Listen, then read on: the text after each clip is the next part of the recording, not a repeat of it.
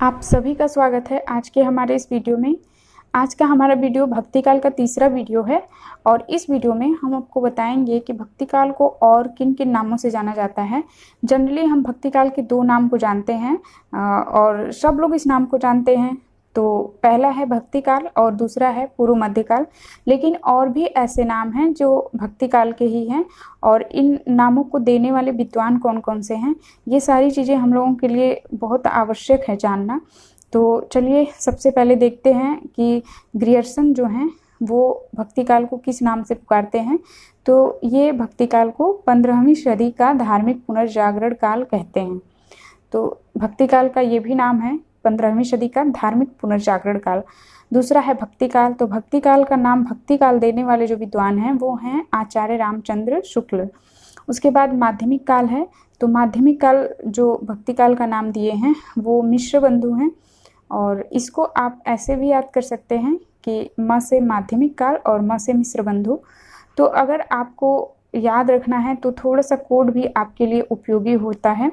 तो इसलिए किसी न किसी आधार से जब आप खुद से रिलेट करके याद करेंगे तो आप बहुत आसानी से याद रहता है, सारी चीज़ें कन्फ्यूजन नहीं रहता है इसमें। उसके बाद है भक्ति काल की अनुक्रमणिका।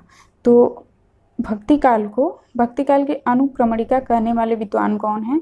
तो ये हैं राम कुमार वर्मा। फिर भक्ति काल को सूफी काव्य कहे हैं राहुल सांकृत्यायन ने और पूर्व मध्य काल जो नाम है भक्ति काल का वो दिए हैं हजारी प्रसाद द्विवेदी। तो भक्ति काल का नाम रामचंद्र शुक्ल दिए हैं और भक्ति काल को पूर्व मध्य काल नाम हजारी प्रसाद द्विवेदी दिए हैं। तो इन विद्वानों का नाम आपको याद रखना है कि कौन से विद्वान भक्ति काल को क्या नाम दिए हैं, ठीक है। तो इसके बाद हम कुछ भक्ति काल की विशेषताओं के बारे में देखते हैं। तो सबसे पहली विशेषता है ईश्वर के प्रति उत्कृष्ट प्रेम। तो भक्ति काल के जितने भी कवि हैं सभी लोग ईश्वर के प्रति उनका प्रेम उत्कृष्ट है, भगवान के प्रति प्रेम ही को वो श्रेष्ठ मानते हैं अपने जीवन में। तो इन भक्तों ने आदिकालीन साहित्य के सामंत को हटाकर ईश्वर से सीधे निवेदन किया और दरबारी संस्कृति का विरोध किया। तो आपको पता है आदिकाल में जो कवि थे या जो लेखक थे सारे लोग दरबारी थे। राजाओं की प्रशंसा के लिए वो काव्य लिखते थे, उनके उत्साह के लिए काव्य लिखते थे। लेकिन भक्ति काल के जो कवि हैं वो लोग सीधे ईश्वर से निवेदन में अपना लिखते हैं कविताएं। अपनी कविताओं के माध्यम से वो ईश्वर को याद करते हैं और ईश्वर से जो भी कहना है ईश्वर से वो विनती करते हैं और दरबारी जो संस्कृति है उसका विरोध करते हैं ये लोग। यहाँ पे कुंभन दास हैं जो कि कृष्ण भक्ति शाखा के कवि हैं। तो कुंभन दास जी का जो ये कथन है या इनकी जो पंक्ति है कि भक्तन को कहाँ सीकरी सो काम। तो एक बार हुआ क्या था कि अकबर को कुंभन दास जी की कोई कविता किसी ने सुना दिया था, जिससे अकबर बहुत खुश हुए थे उस कविता को सुन के। उसके बाद उनके मन में इच्छा हुई कि जिसने यह कविता लिखा है या जिसने इसकी रचना किया है अगर उसके मुख से ये चीज़ सुनेंगे तो और ज़्यादा अच्छा लगेगा। इसलिए उन्होंने बुलावा भेजा कुंभन दास जी को अपने दरबार में लाने का। और कुंभन दास जी जाना तो नहीं चाहते थे लेकिन किसी तरीके से गए। जब उन्होंने बोला, मतलब अकबर ने जब बोला कि कोई अपनी कविता सुनाइए, तो इन्होंने बड़े ही अच्छे से अपना जवाब दिया कि भक्तन को कहाँ सीकरी सो काम। तो इन्होंने कहा है कि जो भक्त कवि हैं उनको दरबार में क्या काम है, दरबार में तो बड़े बड़े लोग रहते हैं, हम भक्तों को क्या ज़रूरत है इन सब चीज़ों की, हम तो ईश्वर के भक्त हैं। तो इस तरीके से इन्होंने अप्रत्यक्ष रूप से अकबर को बताने का प्रयास किया है कि हमें दरबार में आने की कोई ज़रूरत नहीं है या दरबार से हमें कुछ भी नहीं लेना है। तो वही है सीकरी से ही, जो फतेहपुर सीकरी है वहीं से अकबर ने इनको बुलाया था। तो इन्होंने कहा कि भक्तन को कहाँ सीकरी सो काम। इससे अकबर समझ गए थे कि मतलब ये दरबार में नहीं आना चाहते थे लेकिन किसी तरीके से आए हैं। उसके बाद है इन भक्त कवियों ने अपनी रचनाओं के माध्यम से यह स्पष्ट रूप से कहा है कि ईश्वर के प्रति तीव्र प्रेम ही भक्तों की पहचान है। कबीरदास की एक पंक्ति है, इसे देखिए। अंखड़िया झाई पड़ी पंथ निहार निहार, जी भड़िया छाला पड़ा राम पुकार पुकार। तो ये भगवान को याद करके कहते हैं और ये राम को मानते हैं, मतलब भगवान जो ईश्वर हैं उनका नाम राम, मतलब ये लोग राम से उनको संबोधित करते हैं। और ये दशरथ पुत्र राम नहीं हैं, ये लोग एक अदृश्य रूप है राम का, जिसका कोई रूप रंग आकार नहीं है, बस ये नाम है।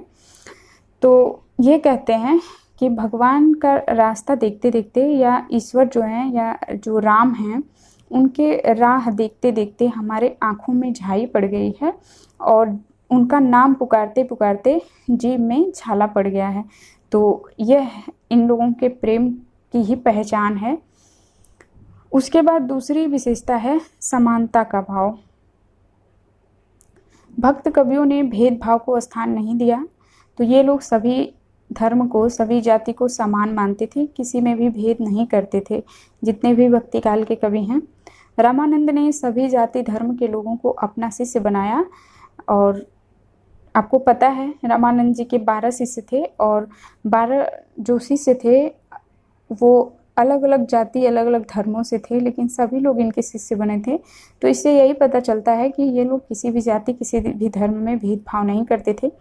भक्ति आंदोलन का मूल मंत्र था, जाति पाति पूछे नहीं कोई, हरि को भजे सो हरि का होई। तो ये भक्ति आंदोलन का मूल मंत्र था कि जाति पाति कोई नहीं पूछता है, जो भगवान को भगवान का जो भजन करेगा वही भगवान का हो जाएगा।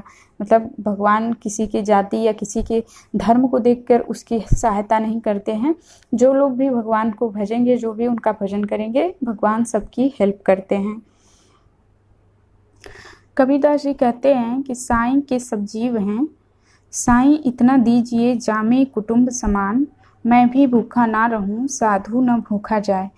ये भगवान से विनती करते हैं कि सब लोग तो उसी ईश्वर के जीव हैं, तो हे ईश्वर हमें बस इतना ही दीजिएगा कि जिससे कि सभी जाति के लोग सामान रहें, मतलब किसी को हमें कुछ ज़्यादा नहीं चाहिए।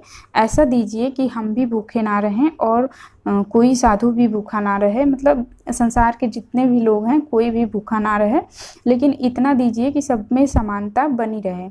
तो कबीरदास जी इस तरीके से अपने ईश्वर से निवेदन करते हैं अपनी कविता के माध्यम से। अगली विशेषता है गुरु की महिमा एवं नाम स्मरण। तो ये लोग अपने जीवन में, जो भक्त कवि हैं, ये लोग अपने जीवन में गुरु का महत्व मतलब सर्वोच्च मानते हैं। इन लोग अपने जीवन में गुरु को बहुत महत्व देते हैं। तो गुरु की महिमा एवं स्मरण वैदिक काल से ही चली आ रही है। बौद्ध, सिद्ध, जैन, नाथ सभी ने गुरु की महिमा का गान किया है। तो यहाँ देखिए किस प्रकार से गुरु के महत्व को बताया गया है अलग अलग कवियों द्वारा। तो संत कवि ज्ञानेश्वर ने कहा है, बिना गुरु होय न ज्ञान, मतलब गुरु के बिना ज्ञान नहीं हो सकता है। कबीरदास जी कहते हैं कि गुरु गोविंद दो खड़े काके लागू पाऊँ। जैसी कहते हैं, गुरु सुआ जेहि पंथ दिखावा। तो ये जैसी का कथन है कि गुरु सुआ जेहि पंथ दिखावा।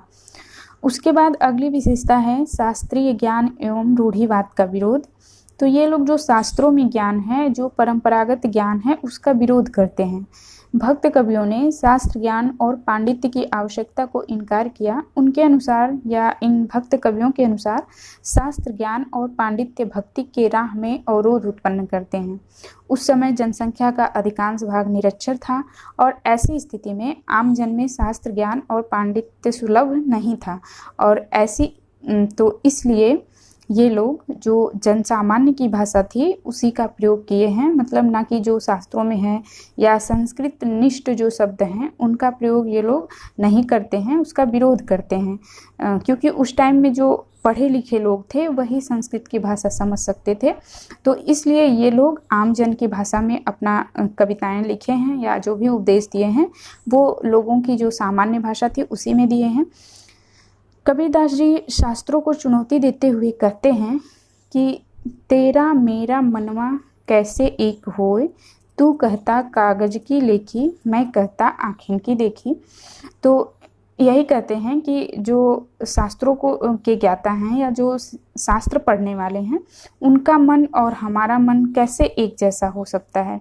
क्योंकि वो जो भी कहते हैं वो बस वही कहते हैं जो शास्त्रों में लिखा हुआ है, लेकिन हम तो जो समाज में हो रहा है, जो संसार में हो रहा है, जो हम अपने आँखों से देख रहे हैं, उसे हम सबके सामने बयां करते हैं। इसलिए आप में और हमारे में कैसे समानता हो सकती है? मतलब जो लोग पांडित्य हैं, शास्त्र ज्ञान जिनको उसके ज्ञाता हैं शास्त्रीय ज्ञान के, उनसे और हमारी समानता कैसे हो सकती है? यही कहने का उद्देश्य है इनका। अगली विशेषता है वो है अहंकार का त्याग। तो जितने भी भक्त कवि हैं वो लोग कभी अहंकार नहीं किए हैं खुद पे। वो लोग हमेशा दूसरों से खुद को छोटे ही मानते हैं। तो भक्त अपने आराध्य के सामने खुद को बिल्कुल छोटा समझते हैं। तुलसीदास जी कहते हैं कि राम सो बड़ो कौन मोसो कौन छोटो। मतलब जो भगवान राम हैं उनसे बड़ा कौन हो सकता है, अर्थात उनसे बड़ा कोई नहीं है। और हमसे छोटा कौन है, मतलब हमसे छोटा भी कोई नहीं है संसार में।